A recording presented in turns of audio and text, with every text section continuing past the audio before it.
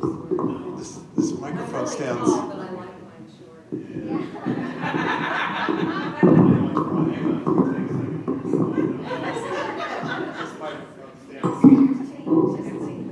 hope you're not taking this with my time. How's that? Is that about the right height? Okay. I'm not going to get any taller, so that's fine. How's that about right? Yeah. Okay. My mother was frantic. Her 3-year-old daughter was missing, and she was not in any of her usual places. She was not running up and down the ramp in the kiddie department. She was not trying to mount a rocking horse in the toy department. She was not x-raying her feet in the shoe department. But finally, she found her. I was sitting cross-legged in a display case of bras and girdles. My mother was humiliated. She said, "That's my daughter," to the bewildered clerk. "I am so sorry." And that was the day she decided I would go shopping from then on in a harness and a leash.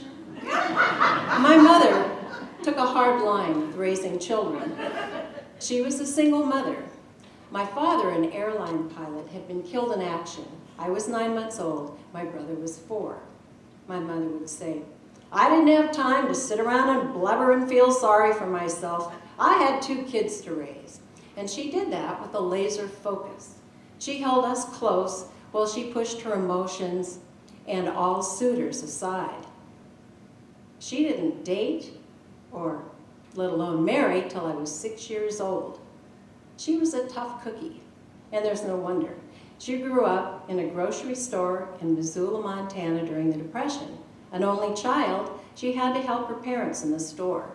She was just 11 when she started delivering groceries by herself in the old Chevy pickup. When she was 16, she started working the cash register because her father had been killed by a drunk driver. She worked the cash register and waited on customers, and as she said, "I took no crap." When she was in high school, her biology teacher made a pass at her. She slapped him across the face and said, "You bastard, don't you ever touch me or another girl again. And if you want to keep your job, you're going to give me straight A's for the rest of the year, and I'm not turning in another assignment." Her blunt, outspoken ways made her an interesting and entertaining mother, I will say. She loved to give advice, and there were a lot of people who liked to seek it out. I remember one day, one of the neighbors came over, and she wanted to talk to my mom about her idea of leaving her lackluster marriage.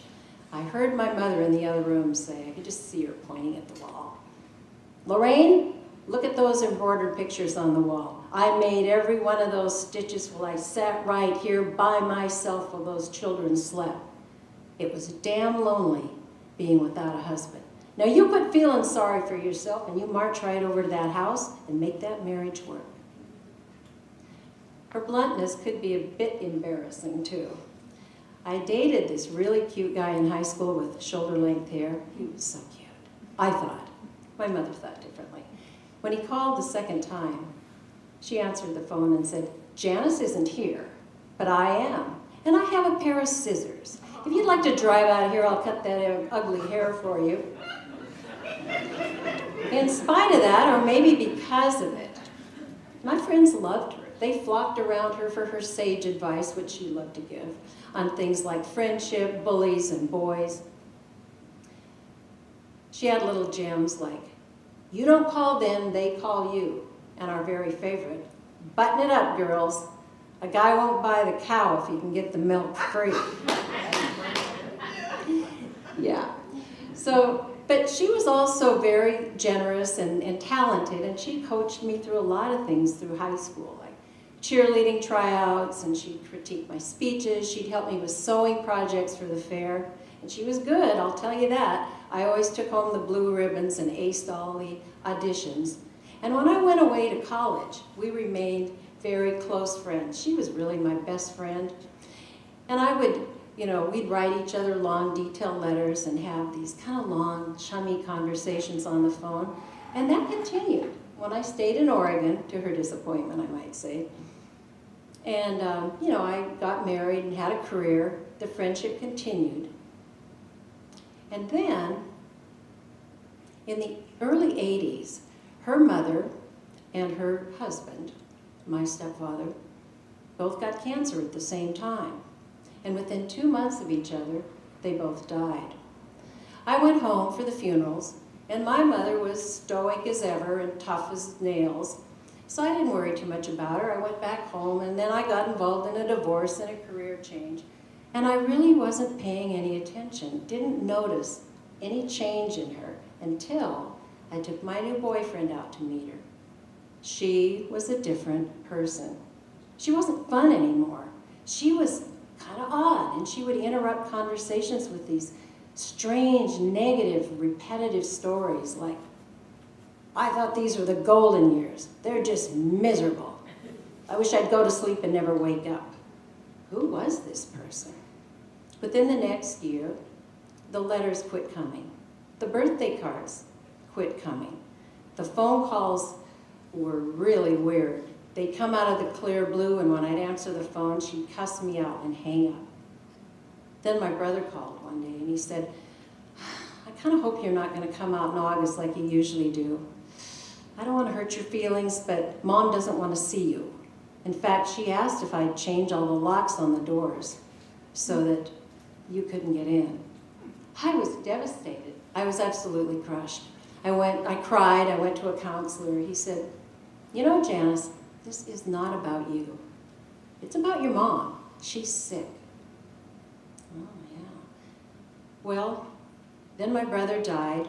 I came out. My mother was, I think, in shock over losing her mama's boy. So she really didn't object when I moved in with her for a couple of weeks. And boy, was I taken aback. The house was a mess. She was a mess. Her affairs were a mess. Everything was scattered all over the house, and she wouldn't let me touch a thing. I didn't know what to do. The only thing I did was get her Meals on Wheels and went back home. My girlfriend called a couple days later, and she said, "I went out today to see your mom." I said, "Wasn't it nice to have Janice here?" And she said, "Janice? I haven't seen her in years. If she was in town, she never called me." I went, oh my gosh. A month later, she called and said, "Janice, you better get out here right away. Your mom's in the hospital." The woman from Meals on Wheels found her on the floor.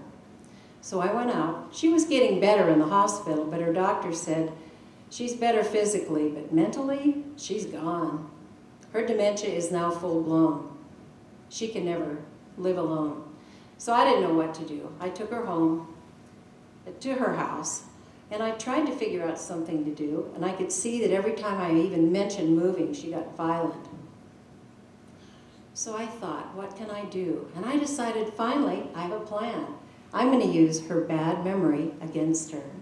My husband and I devised a plan, a kidnapping plan, and the doctor decided to go along with it. He prescribed some strong sedatives, which one day I slipped into her egg salad sandwich, and when she collapsed on the couch into a deep sleep, I woke her suddenly, thrust an imaginary calendar. Well, it was a real calendar. I made it up. It was bogus. I said, "Hey, Mom, look, you've got a doctor's appointment. We got to get in the car and go." 10 minutes later, the three of us were on our way to Oregon. 10 hours later, my mother was neatly tucked into a lovely apartment in a memory facility a few minutes from our house. 10 days later, thanks to good medication, good nutrition, and my constant care, she was well-groomed, had started to put on weight, looked good, was smiling, and best of all, she loved and trusted me again. We would walk down the hall, and she'd stop perfect strangers and say, "Hey, this is my daughter." She had found me again.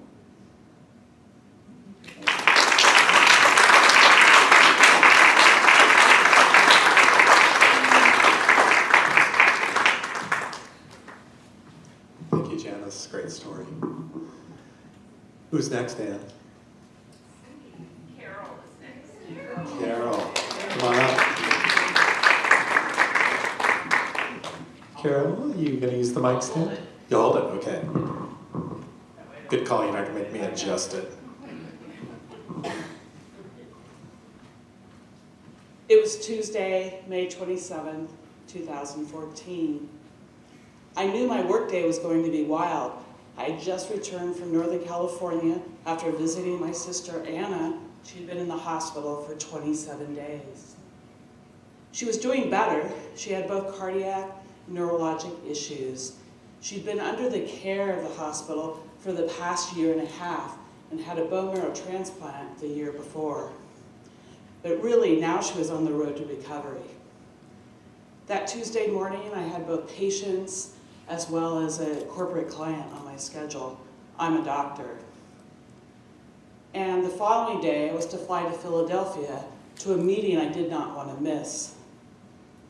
I had patients in the clinic rooms, the phones were ringing off the hook, and I was in the back charting. I could hear my cell phone buzzing. I answered it, and it was her doctor. And he said, when Anna comes home from rehabilitation, can she come live with you? Absolutely. We'd always planned that. She's a single mother with a college-age son, and it just made the most sense that she'd come and live with me. Now, before I tell you about the rest of that Tuesday, let me tell you about my family of origin. I grew up in an Ozzie and Harriet family. My father was a general practitioner, my mom, a stay-at-home mom. I was the youngest of 3. My sister was 5 years my senior, my brother 3. We had those family squabbles, but we had each other's back. We always had each other's back. That Tuesday morning, it was just Anna and me. We had lost our father 10 years prior, and although that was really difficult, the last 3 years had been brutal. In 2011, my brother died of colon cancer. In 2012, my sister was diagnosed with bone marrow failure. In 2013, 6 weeks after she was transplanted, my mother died of pancreatic cancer. Anna and I were the only 2 left. So, back to that Tuesday morning, got back and seeing patients, and then went off to my corporate client meeting. While I was in the meeting, I could hear my cell phone buzzing again. And at the end of the meeting, I quickly looked to see who it was on the cell phone, and again, it was her doctor. Turned the call, and they said, you know, there's something going on with Anna's heart. We're gonna have to take her back to the cath lab. Wow, okay. I hung up, a bit discouraged, but more than anything, I was just like, wow, she has gone through so much. I tried to resume my preparations for my upcoming business trip, and just tried to focus on that. And so I did. And then a couple of hours later, I could hear my cell phone buzzing again. This time, it was the social worker. I said, hi, Morgan. And she said, there's been a change in Anna's health status. I'm like, I know, she's got to go back to the cath lab. And she said, they're coding Anna right now. For those of you that don't know what that means, they're performing CPR on her, and they are shocking her. I knew she wouldn't survive. There was just no way she was going to. And so we hung up, and 1 or 2 minutes later, her attending physician called and told me she had died. I was on a roller coaster of emotions. I could barely speak. My heart ached. I just kept shaking my head. She had been my lifelong confidant. Worst of all, I had to call her son, my nephew, and tell him his mother had died. She never had made it to the cath lab that day. Her autopsy said that she had died of long-standing cardiac disease. But as a sister and a physician, I knew they were wrong. She didn't have long-standing cardiac disease. She had a great heart. And before she had her transplant, she had had many, many tests on her heart, and they were all normal. And all of her risk factors were controlled. I knew something was up. I was determined to find out what went on with her death, and I was pretty convinced it was a preventable death, and she had died from a medical error. So I sought the medical record. The teaching hospital medical record was 14,000 pages long. I remember sitting at a lunch with her best friend and my nephew. We each chatted about which doctor we had gone with her to go see. I drove all over Marin County and collected all the medical records so I could have a complete view of what had gone on in her care. Countless hours of reviewing all those records, I was outraged. I found when she went to the outpatient oncology clinic and reported her symptoms, none of those were collected or kept. All of her patient notes, or nearly all of them, were outdated because they were cut and pasted. Physicians, as they passed down from one to another, had missed crucial information and had not told people when they had missed things. Outside medical records that had important information was never considered, and her own inpatient team never considered that she might have cardiac problems, even though she was describing new onset chest pain for 2 months. 10 days in the hospital before an EKG was taken. Now I'd found all these things, what do I do with it? And that was also pretty outrageous. I had to search for several hours on the teaching hospital's website to actually even find a patient safety clinician. I finally found him, gave him all my materials, and they are now making changes there, and he thanked me for my perseverance. However, you know, with regards to medical errors, I don't know if most people know this, but we started looking at it in 1999, the Institute of Medicine, and then they estimated it to be 80,000 deaths per year. Now it's estimated, updated estimate is 240,000 deaths per year, the third leading cause of death in the United States. Doctors don't believe it. Hospitals don't want to talk about it. And there's no group that's come together to say, let's raise awareness over this. But when I talk to other providers in those quiet moments, many of them share with me that they too had a family member or they've had a friend be harmed by medical errors. So, to me, the ultimate medical mistake is the deafening silence around medical errors. I lost my sister, but I found a new mission. I'm standing up today as I have for the last 4 years, and I'm speaking out on medical errors. Thank you.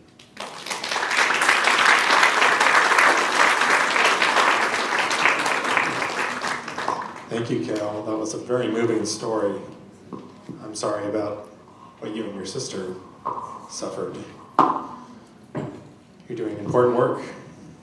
Keep doing it. Who's next? The next teller is Sue Ellen. Sue Ellen. Come on up. Okay, so Sue Ellen was a little nervous earlier, but yeah, she's going to do just fine. Come on up, Sue Ellen. You can use the mic stand? Yes. Okay.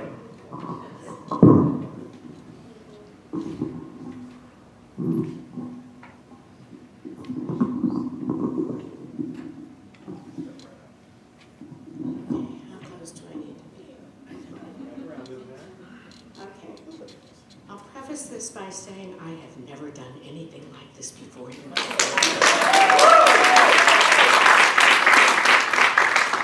My story starts in the late 70s. My ex-husband, who was very nice, we got along great, used to come to me at Christmas time and say, what do you want for Christmas? I have to take the kids shopping. And one year I decided, gee, you know, I have this wonderful diamond that you had given me as an engagement ring. It's my birthstone. I would love to have a mother's ring with my stone and the two children's birthstones. He said, well, go shopping and see what you can find. I don't have a lot of money, but see what you can find. So I found one that he could afford. And he went to pick it up, and he was so excited. I really had a really nice ex-husband. He went to pick it up, and he had had a couple of martinis for lunch that day. And he came over to the house, and he said, oh, I just had to come and show you this. It is just gorgeous. The kids are going to be so happy they're giving you this for Christmas. And I went, why am I seeing it now? It's not Christmas. He said, I couldn't wait. So I wore it for many, many years. And in the year 2000, I moved back to Oregon. And I hadn't been wearing it for a while because I had gained some weight and it didn't fit anymore. And I moved into a new apartment, and I was going on vacation. And I had several other rings from my mother, and I had this ring, and I gave them to my daughter in the car on the way to the airport and said, here, keep these for me, because I had a new apartment. I just didn't want to leave them in the apartment. She said, okay. I forgot about them. I hadn't worn them for a while. I never wore my mother's rings. They were way too small for me.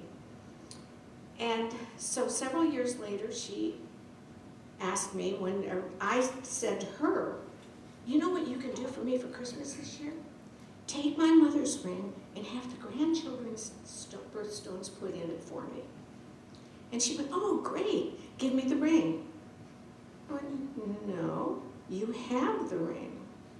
She said, no, I don't have it. I said, remember when I went to Atlanta on the way to the airport, I gave them to you along with Grandma's rings. I had 5 rings in this little silk purse.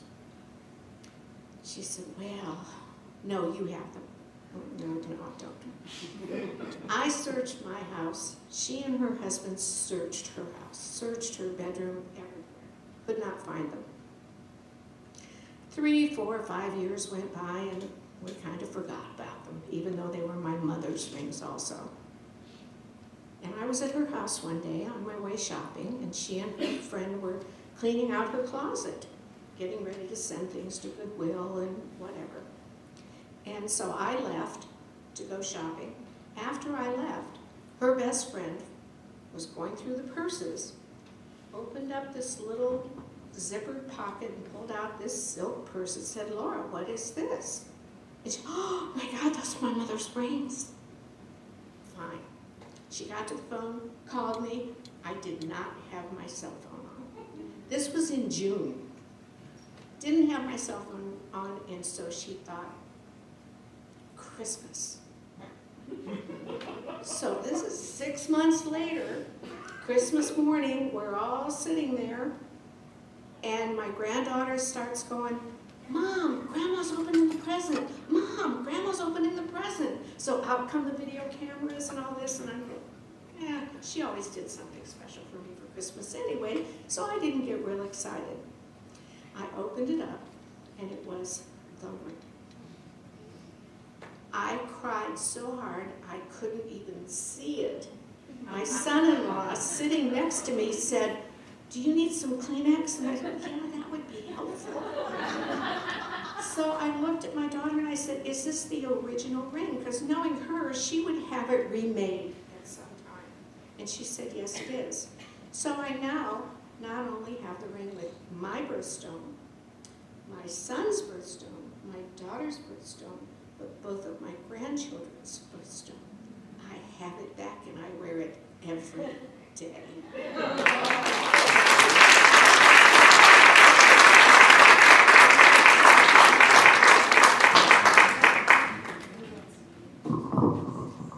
Great job, Sue Ann. You are a natural. It's a good thing you had those 2 drinks beforehand, right? I told her to go out, and she had time to go out and get one more, but she decided not to do that. How are we doing on tellers? How many do we have left? Oh, okay. Okay. Should we do, let's do another new teller. We need to make sure and get the new tellers in. Peyton. There's Peyton right there. Come on up, Peyton. Do you want to use the mic stand? Okay.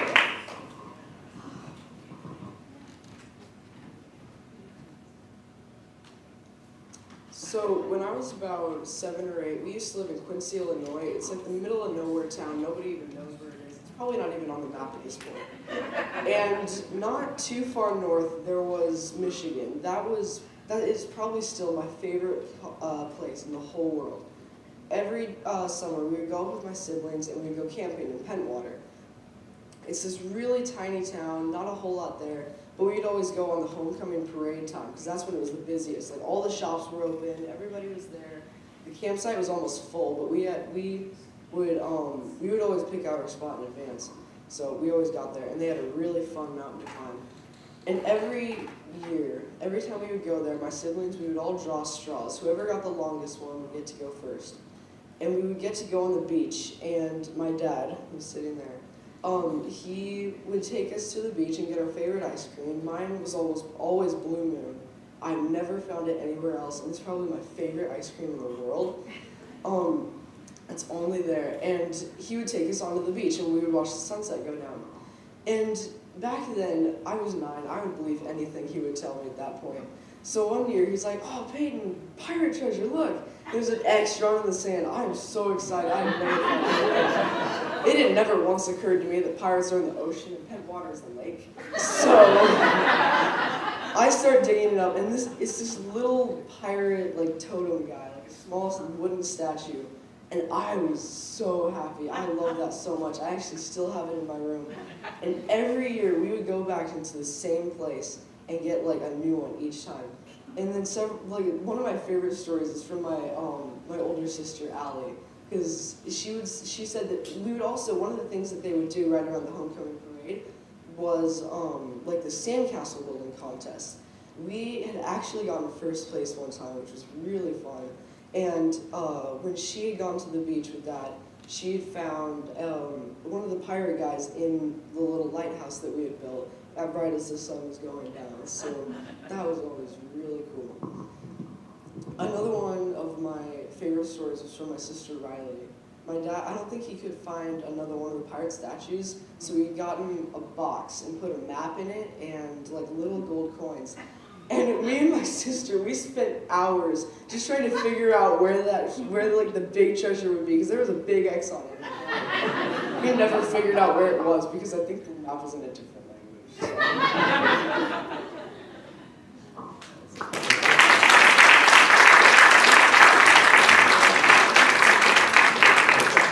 Thank you, Peyton. Great job. Good job, Dad.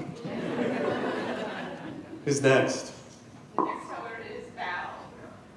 Val Mallison, this will be another returning teller. Val was at our very first Storyslam, and she told a hilarious story about going camping with 2 wiener dogs. And it's on my YouTube channel, and I highly recommend watching that story. It was very funny.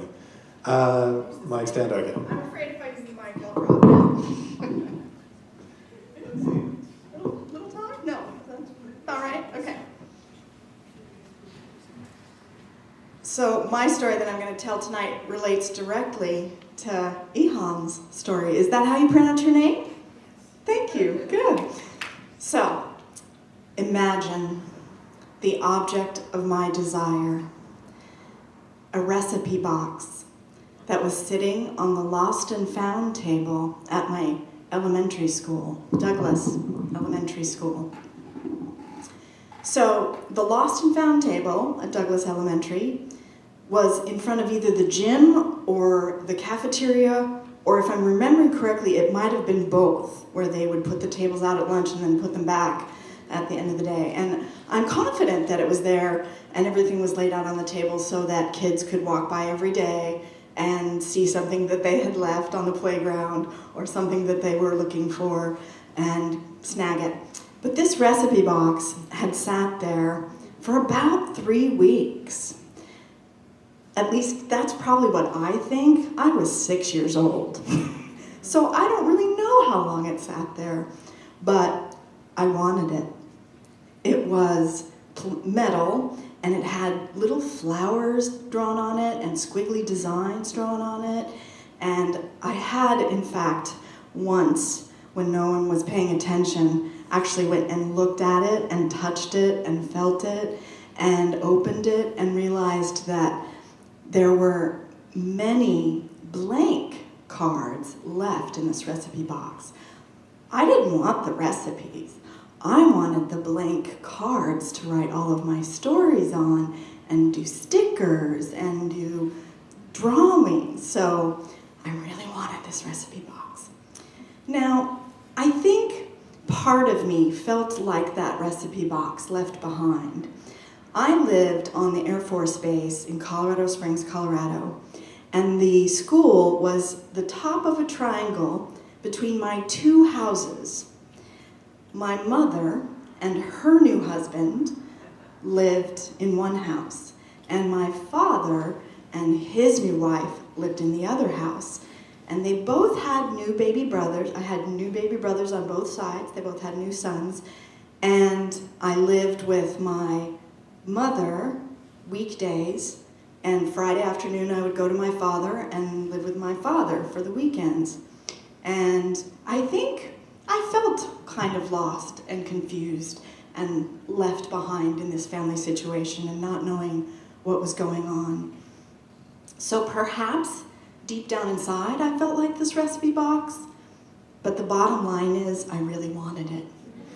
So one day I grabbed it, and I did a terrible thing after that. I took out all of the cards that had been written on and I threw them away. And I took my brand new recipe box to class and I set it front and center on my desk. Look! And of course the teacher said, "Valerie, where did you get that?" And I said, "The lost and found table." And she said, "Was it yours?" And I said, "No, it wasn't mine." She said, "Well, that's stealing." And I said, "But nobody wanted it. It sat there forever." And she said, "It doesn't matter. It wasn't yours. We're going to go talk to the principal after class." Not the principal. I had heard that kids got spanked with a paddle at the principal's office. There was no way I was going to the principal's office. So I sat and stewed at my desk for a little while, and then I asked to be excused to the restroom. Now, at this day and age, they allowed 6-year-olds to go to the restroom on their own. So I was excused. I did not go to the restroom. I left school, and I went and I hid in the woods outside of school. And I figured, using my brand new Cinderella watch and faultless 6-year-old logic, that if I waited until the end of school when all the other kids were going home and just walked home with them, and as long as I showed up at the right house at the right time, that all would be well. So that's what I did. I waited till the bell rang at the end of school and all the kids were pouring